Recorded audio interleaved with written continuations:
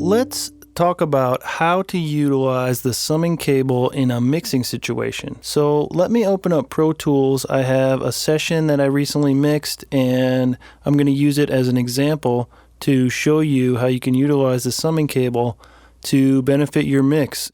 If you're not used to doing analog summing, you probably send all of your tracks out a single pair of outputs. In this case, they're called monitor out.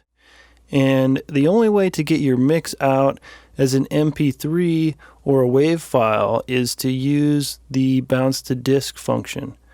Bounce to disk is what is known as summing in the box. So all your tracks get summed in the digital domain, and it uses ones and zeros to sum them together, whereas the summing cable will use electrical energy to sum the signals together in the analog domain. You'll be able to hear the sonic benefits of that once you have it set up.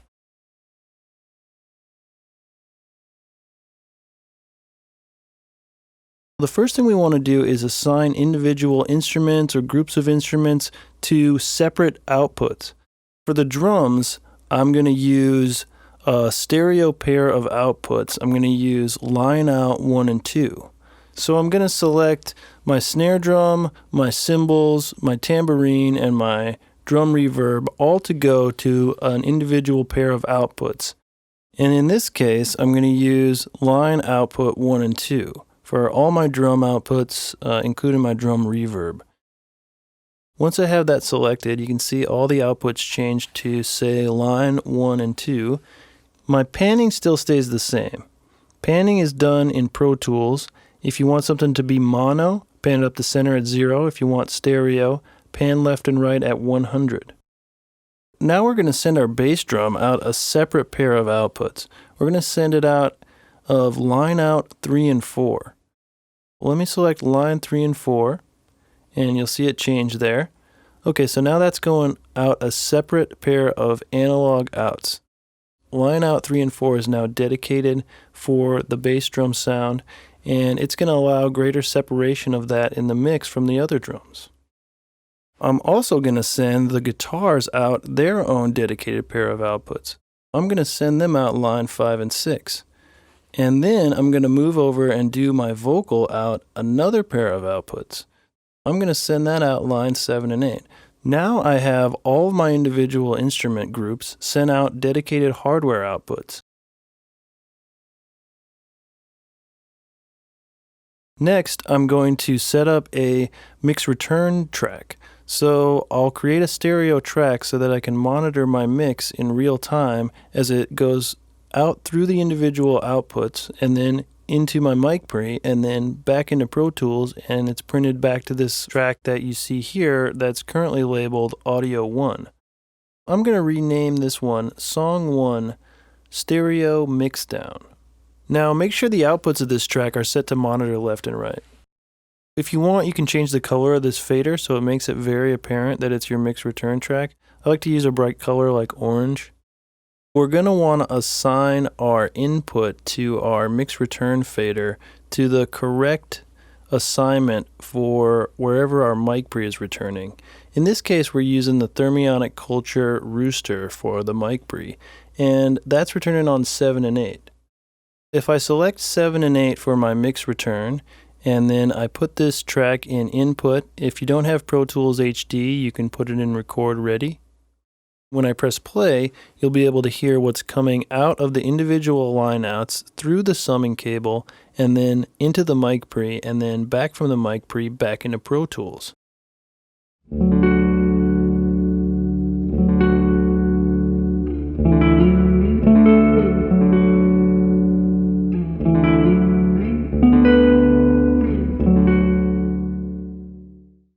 That guitar is coming out individual output line 5 and 6. If I solo that guitar, you're not going to be able to hear that because the mix return fader is not in solo safe mode. If I command click on that, the mix return fader will not mute when another track is soloed. So if you're not hearing your mix return, make sure your mix return is set to solo safe. Now we have groups of instruments send out dedicated hardware outputs being summed together through the summing cable and then using the Rooster mic pre as your summing bus. The output of your Rooster is being recorded into the input of your mix track, and your mix track is being monitored via the monitor outputs. Now I'm going to adjust the controls of my Rooster so that I have a completely different tone for my mix bus. Now I'm going to start by turning up the attitude control. I'm going to turn it up to 4 for now, and then I'm going to adjust my output level to compensate for that added gain. So what this will do for me is give me a more aggressive tone. It might break up a little bit slightly, but it might be right for the mix. I want to go ahead and try and match these to be a stereo left and right. I have my controls matched by ear right now. I'm just using my ears to try and balance it out to a stereo left and right even. Let's go ahead and take a look at our calibration session once I have these set to where I want them, and we'll just check and see how close we are to being a matched stereo pair. Let's say that I like the mix where it is right now. I think this is the right sound for this mix, and I want to print the mix back like this. But I want to make sure that my stereo left and right are equally balanced. So I'll save the session that I have currently as is, and then I'll open up a calibration session. Once I get the calibration session open, I'm going to go ahead and unmute 1 and 2, and I'll see them come back on my mix return fader. Now the first thing I want to do is see where my reference level is at. So if I command click on the black volume bar, it'll tell me that my reference level is -6.2, but it's not exactly even. So if I adjust the right or the left accordingly to even them out to a perfectly balanced stereo, and then I'll command click again, and now it's -6.3. It's only 1/10 of a dB difference, and my mix I know is going to be a balanced stereo.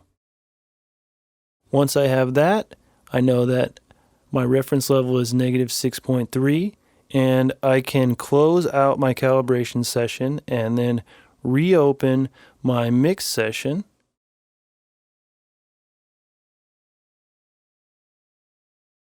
Once I have my mix session open, I can go and write my reference level down in the notes on my mix return fader. I have a -6.3 reference level. Then I also want to write down the settings for my mic pre so it's easy to remember. This mic pre is called the Rooster, so I'll write that down, and then I'll write down what the input is set at. In this case, the input is set to about 8. And then I'll usually write the output level. In this case, the output is set to about 7. The other controls on this mic pre are an EQ and a triode pentode knob and an attitude control. I'm not using the EQ, so I'm just going to write no EQ in the notes. I'm set to triode mode, and I have an attitude on 4. So I'm going to go ahead and write all that stuff in the notes as well, so I have a good reference to go back and recall where my mix was at. So if somebody calls me weeks, months, years later and says, "Can you pull my mix up? I want to do a change," I can easily go back and look at the reference level and look at my notes about the mic pre and be able to recall my mix really fast and just be able to shoot them the change and be done with it.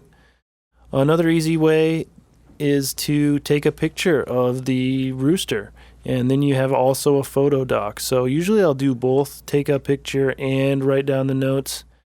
Then I'll just be able to recall my mix really fast and then be on my way.